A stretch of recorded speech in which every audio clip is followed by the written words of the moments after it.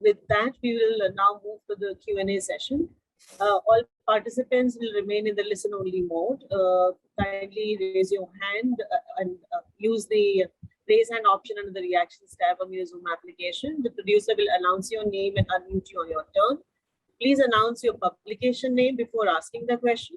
And if you have a second question, please rejoin the queue. With that, Abhishek, can we take the first question, please? The first question is from Divya Rajagopal.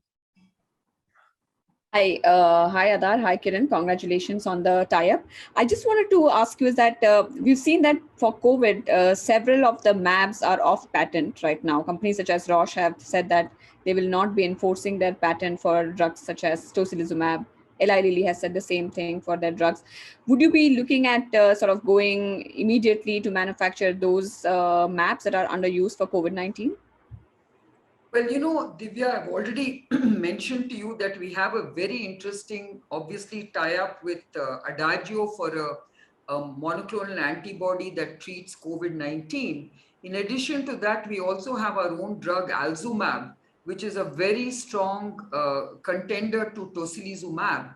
And of course, as you know, tocilizumab is also being developed indigenously as a biosimilar. So, you know, we will look at these opportunities, but suffice to say that the bigger opportunity obviously lies in vaccines and novel antibodies that can treat COVID-19. So we will go after, you know, value accretive opportunities. Right. Just to kind of follow up on the vaccines part of it, Adar, there is still the export ban that's going on in India. Now, considering that you, of course, have a 15-year horizon, but when do you actually hope that you'll start exporting your vaccines to other parts of the world? I knew somebody would ask that question. So what I will say at this stage is that, of course, this is a long-term partnership. The export, I wouldn't call it ban, but restrictions were there temporarily, and rightly so, to take care of our nation's needs first. Will, I think, slowly ease in the next month or two. I don't want to venture a guess, but it will happen very soon, only for the fact and the reason that if you look at how many vaccines we have delivered and others in India have delivered, we are coming very close to a point where there is more than enough vaccine stock, especially with us now scaling up even further for this year, that in the next 2 months, we do expect slow easement of exports. But again, you have to check that with the government of India. It's their decision.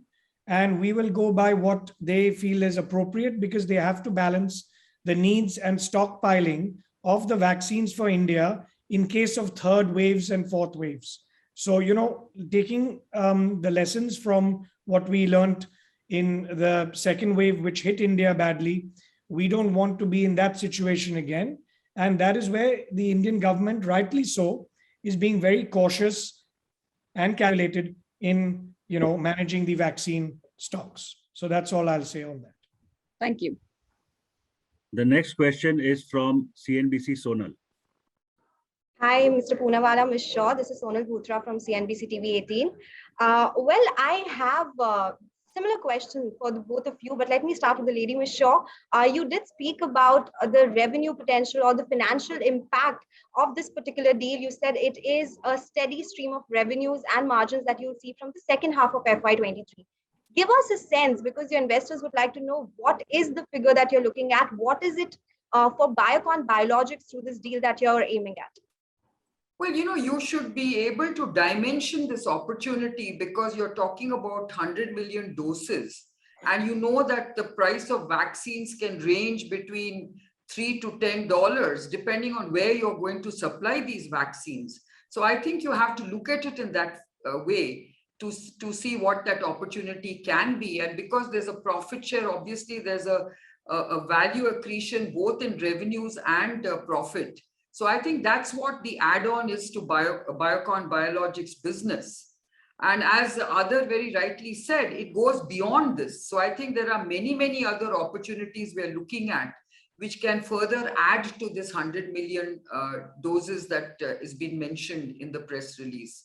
So Yes. I would basically say that, and it's a long-term partnership. So I believe that there are many, many other opportunities that we will look at, and we are already exploring.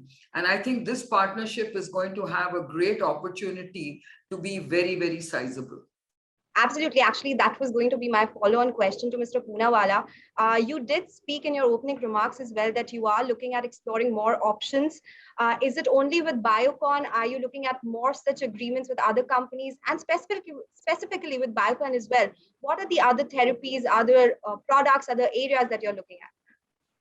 No, so as I said earlier, whether it's certain monoclonals that we out-license to them and do a profit share, whether it is vaccines that we now have realized that we also, if we want to keep expanding our capacity, we will need partners. And of course, the alliance is giving that opportunity and framework so that whenever I need excess products or vaccines rather to be filled and finished, or even commercialized and sold in certain markets where they have a better strength in the developed world eventually when we go with these vaccines. So this is where the framework allows us to go to Biocon Biologics to be able to do that. So you are looking at further partnerships with other players as well, other companies as well? Well, no, nothing really, because I mean, once we have this, which we have in place, I don't see the need for us to go outside of that, unless it's, again, compulsory based on the licensing rules that we may have with partners. But again, the profit share and commercialization will still be through Biocon Biologics. So ultimately, it's all going to flow through the partnership. Okay, that is good to know. Ms. Shaw, you did speak about a possibility of further expanding your infrastructure. You did speak about a research and development arm as well. Will you be expanding your capacities further? Give us a rough timeline. What are the plans there? Well, these are things that obviously we will discuss as partners, and obviously you'll get to know in time. But certainly these are on the anvil.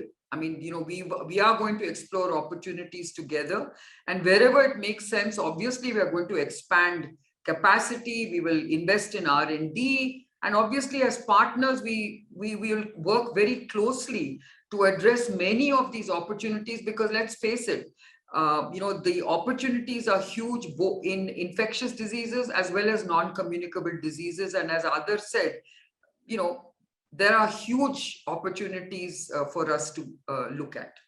I'll just add to that. Take, for example, the messenger RNA technology. We're building a facility to handle, a few 100 million doses, if not 1 billion doses of messenger RNA. But that'll take about 2 years to build. We're in the construction phase. So the idea of the framework of this long-term partnership allows, say, Biocon Biologics to do the research, get the product through clinics, for example, and we can manufacture it, sharing the profits, which is beyond the 100 million doses of vaccines today or whatever that we've signed up on. So these are all the add-ons which will happen over the next few years based on what technologies prove themselves. At the moment, we've seen with messenger RNA technologies, there are certain limitations on long-term efficacy. Once that gets established, the cold chain has to be improved so that the messenger RNA technology is for example, we were discussing that if we do embark on a messenger RNA candidate, it should be stable at +2 to 8 degrees, not -70, to make things more practical. So these are the sort of things for the future. That is good to know, Mr. Poonawalla and Ms. Shaw. Thank you so much for answering all these questions. But one more question, Mr. Poonawalla, since we have you with us, give us a sense of ramp up of Covishield manufacturing and Novavax as well. So I knew we'll refrain, I think, today to discuss this partnership, but there's nothing to hide there. All the production is going on well. We're at 160 million a month of Covishield, and we're ramping up to 200 million a month. But again, this fluctuates and will fluctuate based on the raw materials that we get from the global raw material supply chain. In fact, this is another thing that we have discussed in our partnership, which I think we both forgot to mention, that we will both together, Kiran and I were discussing that the raw material chain, glass vials, which we've made a recent investment in, chemicals, resins, media, all these raw material manufacturers who are finding it hard to scale up and match vaccine manufacturing supply, we want to make investments in those areas also, so that we are completely backward integrated in all this, as well as we're talking about these ginormous volumes, which is going to go into billions of doses. Covishield alone is going to be more than 1 billion doses. Novavax will be there, and so on, and so many other vaccines. So the raw material supply will also have to be critical. I don't know if Kiran wants to add anything to that, but we're looking to invest and strengthen our position in that as well, so that we are fully self-reliant, and most probably we'll be doing it in India, so that India is self-reliant. Yeah, I think you're absolutely right. We forgot to mention that, but I think we don't want supply chain disruptions like we've seen this time. So I think to sort of start making sure that we build the entire, supply chain right here in India, or at least make sure that we don't have reliance on external sort of vendors, and that we can actually support this vertically integrated endeavor, I think is something both of us feel very strongly about. Okay, Mr. Poonawala and Ms. Shaw, thank you so much for answering these questions. That's it for me.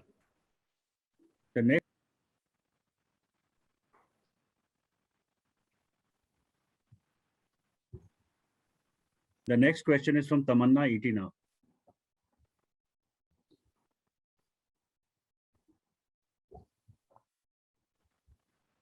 You're mute. Okay. Hi, Kiran. Hi, Aadhar. Thank you so much for speaking with us, and congratulations on this partnership. Kiran, let me begin by asking you about something you mentioned in your opening comments when you talked about the partnership in the context of vaccine inequity that we're seeing around the world, and especially with COVID-19 vaccines. How do you think this partnership would help solve an issue like that? Well, I think, Aadhar has anyway talked about building a large capacity and also leveraging our capacities. And we will look at all the requirements globally in terms of how we can scale up in whichever way possible to address this whole, large demand that there is for COVID vaccines. So I think that's what I meant by the fact that there is a huge amount of vaccine inequity. There's a huge unmet demand in the world. And I think together we will explore what is possible. But of course, needless to say that Serum has actually created the world's largest capacity. So from that point of view, they are addressing it in a very, very large way. But if there's anything we can do to bolster it further, we will be able to support that as well. Can you share any more details when you say 100 million doses annually over the next 15 years? Is this going to be focused, at least initially for the first few years, on COVID-19 vaccines, or what are the other kinds of infectious diseases and vaccinations that you're going to be looking at? You want me to take that? I think so. Yeah. So yes, I mean, initially it would make sense that whatever, firepower and additional capacity we can leverage from Biocon Biologics, including this first 100 million doses annually, will be focused on COVID vaccines. But we've got a huge pipeline which can see the partnership through in the long term. Let's say, for example, the COVID-19 vaccines only end up as an annual booster. So the requirement and demand may reduce globally, but we've got, so many new vaccines, malaria, HPV, pneumococcal vaccines, and so many others that need to go out there to the world. So initially, to answer your point, it will be the COVID vaccines because that's the need of the hour. And then we'll see what makes the most global impact, what has the most value, and then jointly decide on what those vaccines should be. Aadhar, are you preparing for booster shots in India? Your father recently talked about the requirement of booster shots in his view. Are you stockpiling for booster shots? No. I think, the jury is still out on that. I think what he meant in his brief comments was that maybe some very vulnerable sections immunocompromised people or some others could do with some booster shots. There's no evidence to say so far that Covishield requires a third dose. Some people who feel they want to take it, I think, may have taken it. We have not recommended it officially yet. I think the government and the Drug Controller's Office will have to take that call based on the data, and maybe ICMR, who will analyze the data and the cases and everything as time goes on, including how effective the vaccine is on Delta variant. I know some vaccines in the West have been recommending a third dose because the antibody response has dropped a little. But we'll wait and see. I think right now, the goal is give 2 doses to everybody and then look at 3 doses as a booster, because it's unethical to start giving 3 doses to somebody when others in certain countries and populations have not even got 2 doses. Yeah. For example, only 2 to 3% of the developing world countries have received vaccines, whereas you've gone up to 40, 50% in the developed world. We're very fortunate in India, being in the developing world, to have so many Indian vaccine manufacturers that have been able to give these large vaccines. But, if we didn't have that in India, we'd be in the same position as these African or other countries who've not been able to get the vaccines, purely because the rich nations have taken away most of the vaccines and now talking about what you're saying, giving a third dose, which is really, I think, not right, at least till a significant part of the other countries get 2 doses. And then we can, of course, look at the third dose or an annual booster shot or something like that, which I think eventually will happen. But from the ethical standpoint, we must focus our strategies in this manner. Allow me to ask you just one more question on this, Aadhar. When you're talking about vaccinating everyone, the goal is to the end of the year, we'll vaccinate all Indian adults with 2 doses. That was the stated goal. Do you think it's achievable? See, I don't want to guess, because everyone who's been guessing in this pandemic has regretted making statements. So, look, all I will say is that we're going to be supplying, close to 200 million doses a month from October. As you have already seen the reports, you've got Bharat Biotech giving and scaling up very well as well, hopefully, and other companies like Zydus also contributing. So I think I'll leave it to you all to make the calculations. I don't want to make any guesses or predictions. And then hopefully, yes, we cover a large part of the Indian population. So we feel secure, especially with our healthcare workers, vulnerable people, to have enough coverage for second doses, so that in case another wave comes, we're far better prepared. And you've seen Modi ji's actions, which we have to applaud, on having, organized oxygen and other healthcare infrastructure. We're definitely far better prepared now than any other country to handle any other waves. Maybe Kiran can add also on all the steps we've taken and lessons we've learned also in the last few months. And what we've achieved as a country is phenomenal given our population size. I absolutely agree with you, Aadhar. I think we've done a phenomenal job. And I also believe that we are heading towards vaccine adequacy. Now, I think the government also has done a tremendous job of upping the vaccination rates. And I think the vaccine industry is keeping pace with that. So I feel that by the end of the year, we will be in a very good place. I think there's a lot of hope and expectation that even if we get another wave, it will be muted because of the fact that so many people have at least received 1 shot. In fact, for a country of our size, it's tremendous that, we've got more than 750 million of people with 1 dose. And now we are steadily inching forward in terms of people being fully vaccinated. So I think, the Prime Minister will have a lot to be proud of when he is speaking at the UNGA, in next week, because I think India really has done a commendable job. Kiran, if I can just ask you one question on this specific partnership before I hand back. As Aadhar mentioned, the focus initially will be on COVID-19 vaccines, since that is the need of the hour. And right now we know that there are some export restrictions on COVID-19 vaccine. So how does that really pan out to operationalize this partnership in the near term? Well, Tamanna, I think we've already, stated in our press release that really the commercial opportunities as contained in the agreement only starts later next year, in the second half of next fiscal, by which time we expect vaccine adequacy to be very strong. But even ahead of that, there are many other opportunities we are looking at. So I think it's not just restricted to the 100 million doses, as Aadar just said. And I think we can't spell out everything, but there are very large opportunities that we are pursuing together. Right. Thank you.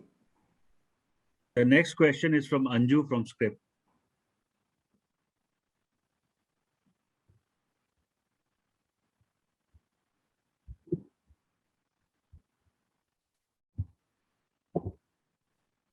Yeah, good afternoon, and thank you for the opportunity. Just a couple of questions. Kiran ma'am, could you elaborate a bit, just taking a step back on Biocon Biologics' broader strategic thinking on the vaccines foray, because it comes with a distinct regulatory profile, growth prospects, and profitability. And then, as Mr. Poonawala mentioned, there's this huge potential of mRNA technology also in the area of cancer, where Biocon is already rather big. And also some of the key milestones that investors could look out for in the short term. That's my first question. The second one is, would Serum typically have the option to dilute or up its stake in Biocon Bio should the IPO happen over the next 2-3 years, or is there a kind of lock-in that we are looking at? No, I would answer your second question by saying, certainly we don't want to comment on all those aspects of your question. I think suffice to say that Serum Institute is invested in Biocon Biologics because of the joint opportunities that we see.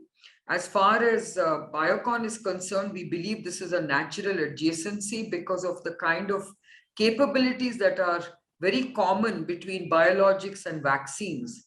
And we believe that since we have been focusing on biologics and non-communicable diseases, I think SILS is an excellent partner because they understand infectious diseases and the whole vaccine market opportunity globally much better than us. And therefore, this partnership augurs very well for us. And we will, of course, leverage our Access group, which is involved in commercializing many of our biosimilars in global markets and in the developing world. And as far as mRNA technology is concerned, of course, I think we will look at this as a very important opportunity for the partnership. We will look at investing in researching this particular platform. And as Aadar said earlier on, we will look at differentiation in terms of mRNA vaccines, both in terms of the cold chain that it presently demands, and obviously we would like to improve on that. And of course, in terms of how do you, I'm sure there will be new knowledge that's coming out of mRNA technologies in terms of durability of response. And those are some of the scientific questions we would like to answer as we develop mRNA vaccines. Just one quick question for Mr. Poonawala. mRNA also gives you the opportunity to combine multiple vaccines into a single dose. That's the current thinking. Is that an area that you're already looking at or you would explore? Still very early days, I would say. Let us see what proves itself. And as Kiran said, we need a thermostable product. Of course, the excitement in the world with messenger RNA technology is that it's not just for COVID, it can be easily adapted if proven, across so many other diseases, including HIV. There are some working on that. So let's wait and see. I think it's very early, but we're just saying that these are the future things that can come about in 2 years, which is, not a long period of time in our field, because the speed at which things get developed and now will be developed also will be much faster. We used to take 6-7 years to develop a vaccine. We launched our pneumococcal vaccine for pneumonia in children, to prevent pneumonia in children, in 2019. We worked on it for 6 to 7 years between trials and development. But now you can see how fast even the regulatory framework for vaccines is going to be there, where we've also made a lot of recommendations to our country to make changes, which they've very readily and well accepted now. So, the development also of new vaccines and biologics is going to happen much faster, bringing opportunities to the market much faster to commercialize. Thank you so much. Thanks. The next question is from Anuradha from Indian Express.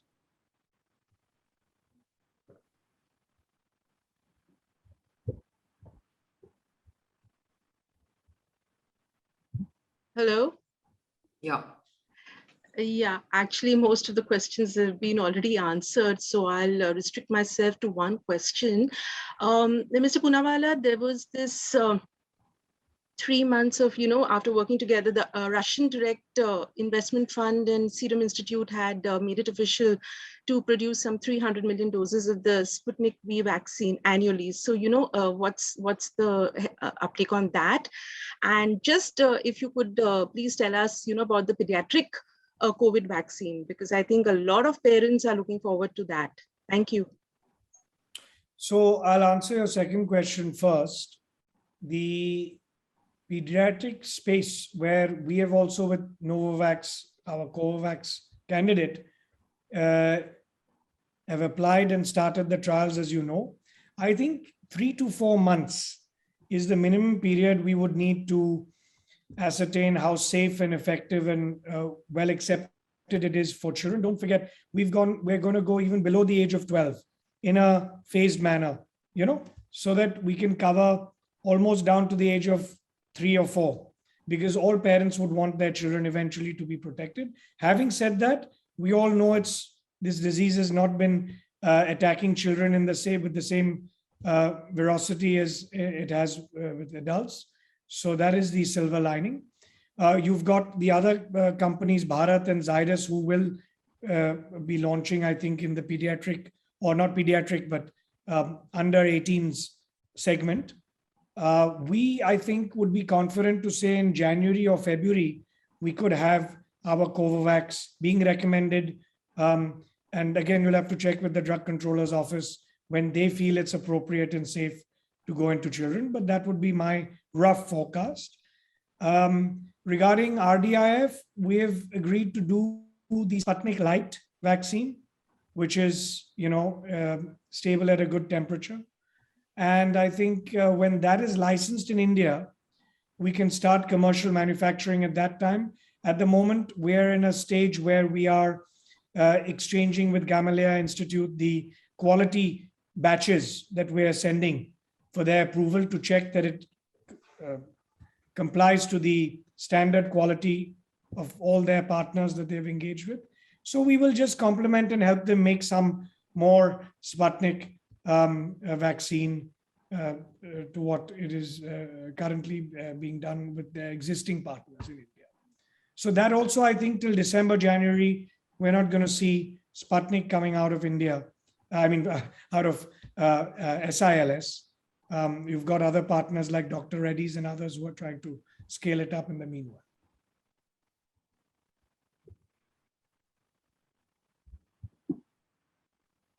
Does that cover it? Yeah, let's move to the next question, Abhishek. The next question is from Sohini, Business Standard. Hi, good afternoon, Kiran and Adar. I had a question that Biocon will be receiving 100 million doses annually of the finished doses of vaccines from Serum's portfolio. But is there any plan or outlook to manufacture Serum's vaccines at Biocon facilities, whether COVID or non-COVID? And will Serum also look at making any of the MABs that Biocon either is proprietary or has licensing rights for? Is there a manufacturing collaboration which is likely wise, in these areas? So let me answer that by saying that the question you asked has been sort of commented upon by both Adar and me. I think, obviously our partnership goes beyond the 100 million doses. We've already said that we will, obviously leverage each other's manufacturing infrastructure. And therefore, it goes without saying that Biocon's manufacturing infrastructure will be looked at for these kind of additional opportunities. So I hope that answers your question. And does Serum also manufacture MABs? Do you get into manufacturing? Well, as Adar just mentioned, right now their entire facility has been committed to COVID vaccines. Yes. So obviously right now they don't have the kind of capacity, but we are providing that capacity for their biologic needs as well. So I think there are lots of opportunities between the two partners. No, and I'll just add to that, see, if we're experts in making vaccines and they're experts in making MABs, we may even for some of our own MABs, as I've said, and we're already discussing that for dengue and some others, where we may not need to, in 2 or 3 years' time, resume manufacturing of MABs. We can just out-license to them or do a profit share arrangement. That was the whole point of the framework agreement, to be able to leverage that. And so they can make MABs for us, vaccines for us also, and we'll continue to make, of course, the minimum, which is stipulated in the agreement of the vaccines that we have talked about. So I hope that answers your... Yeah. I have one more question, is that you mentioned that you would be looking at backward integration for raw material supplies. So are there more acquisitions lined up? Like you just had a vial deal. So are we looking at more such acquisitions, whether from SILS or BBL? So what I think the responsible strategy in that would be, and to comment at this very early stage, would be that we are going to now maybe discuss and explore common items and interest of raw materials, which are common both in the bio, and they are common, in the face of it when we were having preliminary discussions. And the teams will now discuss together and maybe shortlist 4 or 5 major areas, resins, media, I don't know, some other things. These bioreactor bags. Reusables, which were short at the time of the US, when we had tried to get more raw materials from them and Europe. So these will be certain common items where we'll do a focused strategy, and maybe whether it's an acquisition, maybe we can both assign and give long-term contracts to these suppliers where they prioritize supply to us. So there'll be different strategies we'll have to explore. Still very early. We're not actively found anything as yet, but I think in the next 6 months to a year, we'll find that, and that is something which will cement the long-term, production capabilities for both the companies. And if I can add just one more question to Adar. For Novavax, the raw material supplies were an issue a few months back, and you had said that you are looking at, alternative vendors for that. So how is the situation? Are you now ready to make 50 million doses a month of the Novavax? Well, it's improved, but, again, raw material suppliers, new suppliers that we're developing, it takes time. So at least the silver lining is that we've got people who can make the quality raw materials that we need. But they also are inundated with orders from different vaccine companies, from Korea, China, Europe, US, everywhere. So we're trying our best, and we'll see how to scale up. Again, we're now not limited by our capabilities. We're only pegged and limited by the raw materials that they can give us. Of course, there's a major improvement since March, but we'll wait and see. We'll know in December for sure how much our monthly production will be, and we can announce that at that time. Okay, so now you're stockpiling at the moment, the Novavax vaccine, right? Yeah, but it's not the kind of stockpiling in the large volumes that we wanted to do because of certain raw materials which we just can't get. They are very specialized raw materials, including adjuvants that we need from Novavax, which has now slowly started to flow. So that's all taking shape. But again, till we get licensed, it's all meaningless. We're just stockpiling, and we don't want to, again, stockpile too much, because these products have a shelf life, and we have to take that into account also. Right. Yeah. Thank you so much. Yeah, we'll move to the next question, Abhishek. The next question is from Mr. Ajay Tyagi from PTI. Hello, can you hear me? Yes, we can. Ajay, go ahead. Hi. Congratulations, Kiran and Adar, for the partnership.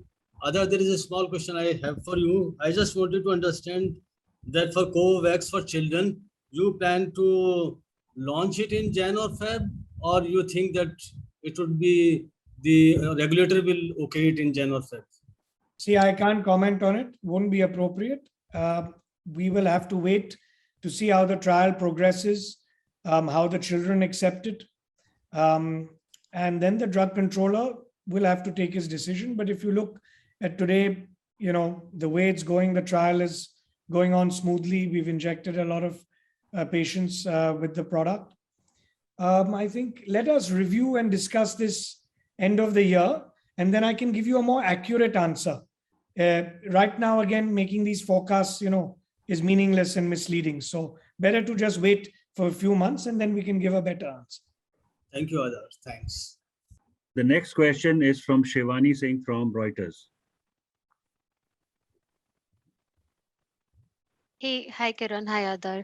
I would like to congratulate both of you, and I would want to know what the exact deal terms are. So the release that you all put out said it's a 15% stake and it values the entire company at about $4.9 billion. So that would lump sum give us like a $700 million figure. Could you confirm that amount for me? That would be great. Yeah, I think that is the broad outline of the deal. I think that's what we have shared in the public domain, and that's how you should interpret it in terms of the value. All right. And another question that I'd like to ask Adar is that, so this partnership, can this be looked at from the viewpoint of SII trying to sort of unburden themselves and keep up with this unmet demand that we have for COVID-19 vaccines right now? That's very easy to answer. See, it is a long-term partnership, as we said, leveraging the research capabilities, which opens up more opportunities, making other products, including MABs, using their expertise, also using their expertise on, selling in certain markets where they are much stronger than us in the developed world.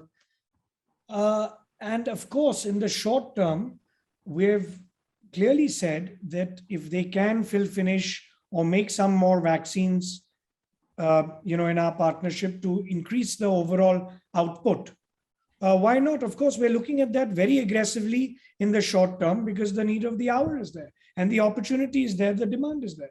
So it will, how much it will unburden our capacities, we'll see.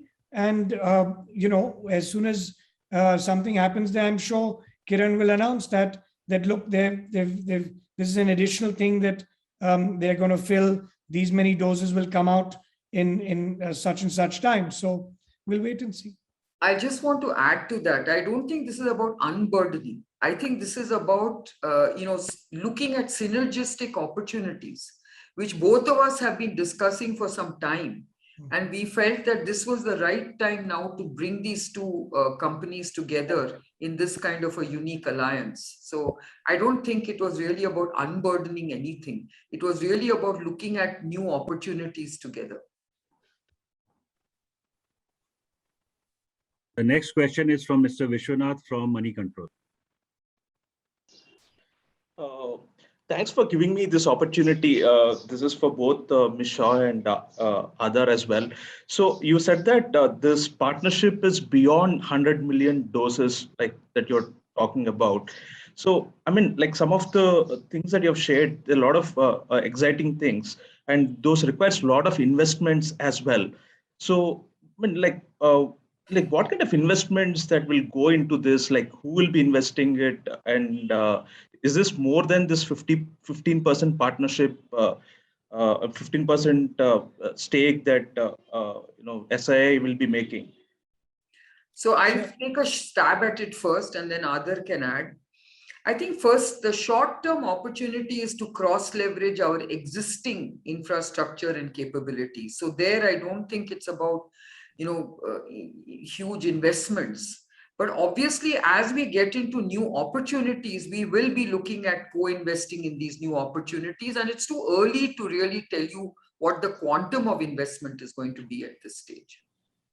See, yeah, and I'll just add, we are both, based on these new opportunities that are coming about globally, we are both investing in additional capacity continuously. In fact, I was over at Kiran's campus and we saw so much construction for the future plans that they have, and we've got new buildings being constructed continuously. So we are investing, adding to our capacities for different technologies and products, and as we see opportunities coming, we will expedite on those investments to cross leverage the advantages we will have. I may have a certain limitation that I cannot expand and fill certain vaccines beyond a certain point, whereas Kiran will be expanding on making more filling lines to cater to future demand in both the biologics and vaccine space. And we can utilize that infrastructure. So it's, using each other's infrastructure to the optimal level where it's all complementary. And that's what the framework allows us to. And I think I want to, emphasize one more thing. This is a very unique partnership because it brings two Indian companies together.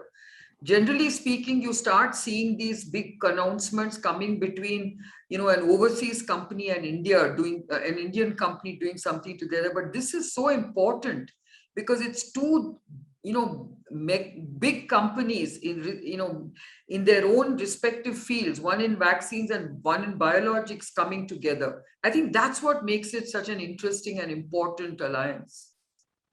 Just add, one more to add, like this is to other, like you have mentioned about this biologics program within SIA, and you mentioned one biologic, dengue biologic. Like, what are the other things, sir, if you can share, like, in your biologic space, like what things that are happening, right now? We have other monoclonals, for HIV and other things. A lot of things we had to put on the back burner because of the pandemic that hit us, and then I had to focus only on scaling up vaccines. So I won't go into the details of the monoclonals that we have got tie-ups with, because that may have other repercussions to the partners that we have signed up on.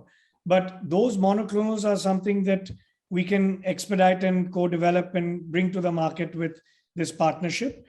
That way we don't have to compromise.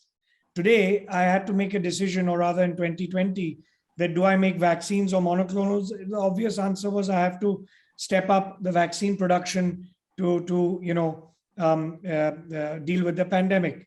So even in the next 2-3 years, I myself cannot go back to those monoclonals, and that's where the advantage comes in, where Biocon Biologics can step on the gas on those partnerships, where we can do a profit share and collaborate and get those products to the market.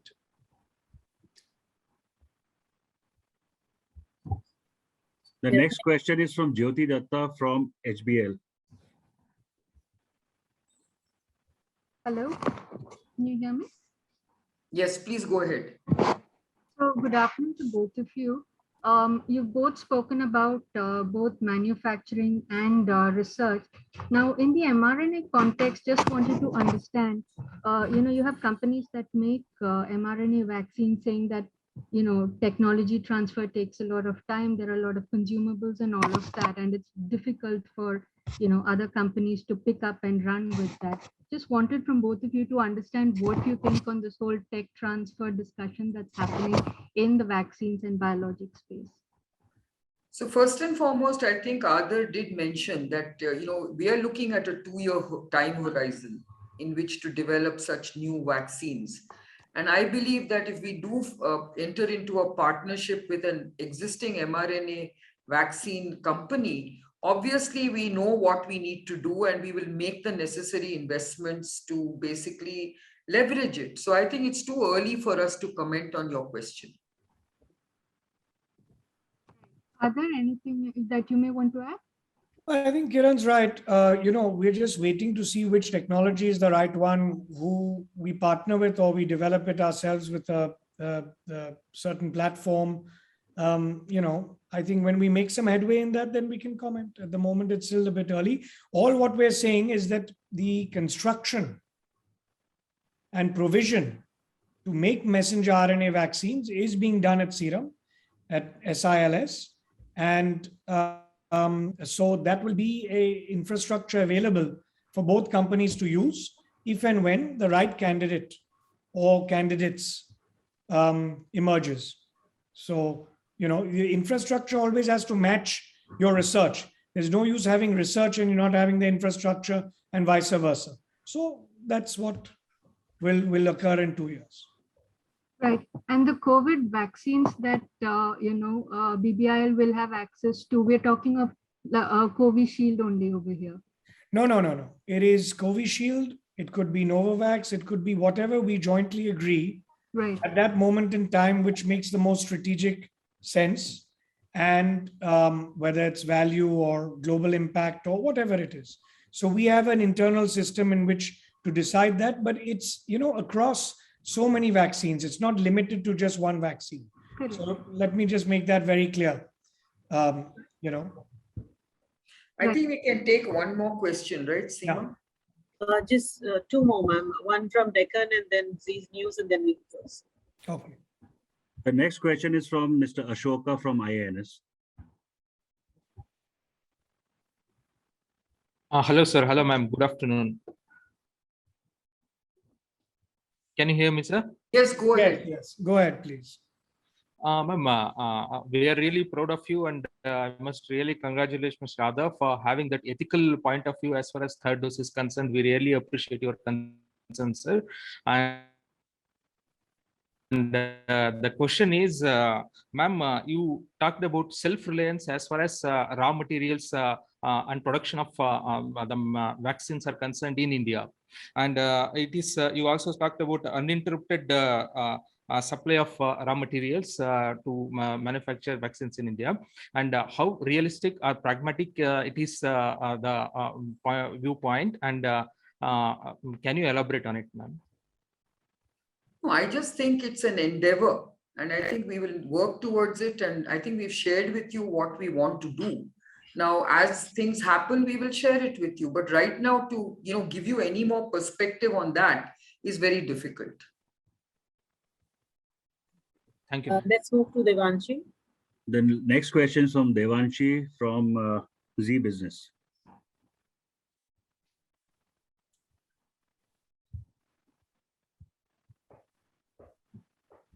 Devanshi, are you there?